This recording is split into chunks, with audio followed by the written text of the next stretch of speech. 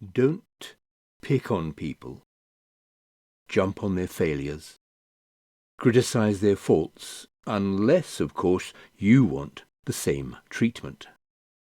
That critical spirit has a way of boomeranging. It's easier to see a smudge on your neighbour's face and be oblivious to the ugly sneer on your own. Do you have the nerve to say, "Let me wash your face for you," when your own face is distorted by contempt? It's this whole travelling roadshow mentality all over again, playing a holier-than-thou part instead of just living your part. Wipe that ugly sneer off your own face, and you might be fit to offer a washcloth to your neighbour. Don't be flip with the sacred. Banter and silliness give no honour to God. Don't reduce holy mysteries to slogans. In trying to be relevant, you're only being cute and inviting sacrilege.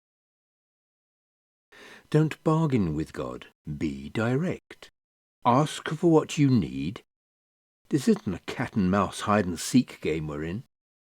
If your child asks for bread, do you trick him with sawdust?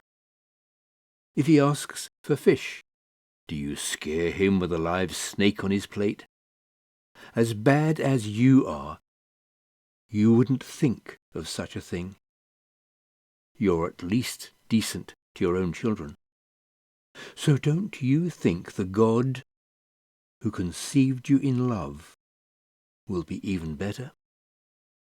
Here is a simple rule of thumb guide for behaviour. Ask yourself what you want people to do for you, then grab the initiative and do it for them. Add up God's law and prophets, and this is what you get. Don't look for shortcuts to God. The market is flooded with surefire, easy-going formulas for a successful life that can be practiced in your spare time. Don't fall for that stuff, even though crowds of people do. The way to life, to God, is vigorous and requires total attention. Be wary of false preachers who smile a lot, dripping with practiced sincerity.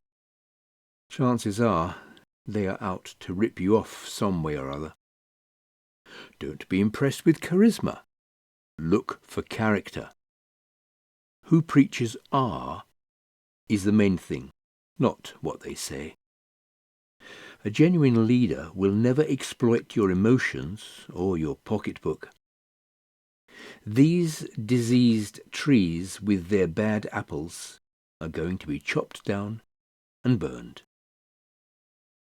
Knowing the correct password, saying "Master, Master," for instance, isn't going to get you anywhere with me. What is required is serious obedience, doing what my Father wills. I can see it now, at the final judgment, thousands strutting up to me and saying, "Master, we preached the message. We bashed the demons. Our super-spiritual projects had everyone talking." And do you know what I'm going to say? You missed the boat. All you did was use me to make yourselves important. You don't impress me one bit. You're out of here. These words I speak to you are not incidental additions to your life, home-over improvements to your standard of living. They are foundational words, words to build a life on.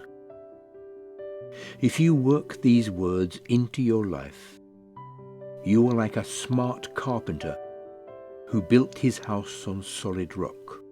Rain poured down, the river flooded, a tornado hit, but nothing moved that house. It was fixed to the rock. But if you just use my words in Bible studies and don't work them into your life, You were like a stupid carpenter who built his house on the sandy beach. When a storm rolled in and the waves came up, it collapsed like a house of cards. When Jesus concluded his address, the crowd burst into applause. They had never heard teaching like this. It was apparent that he was living everything he was saying. Quite a contrast to their religion leaders. This was the best teaching they had ever heard.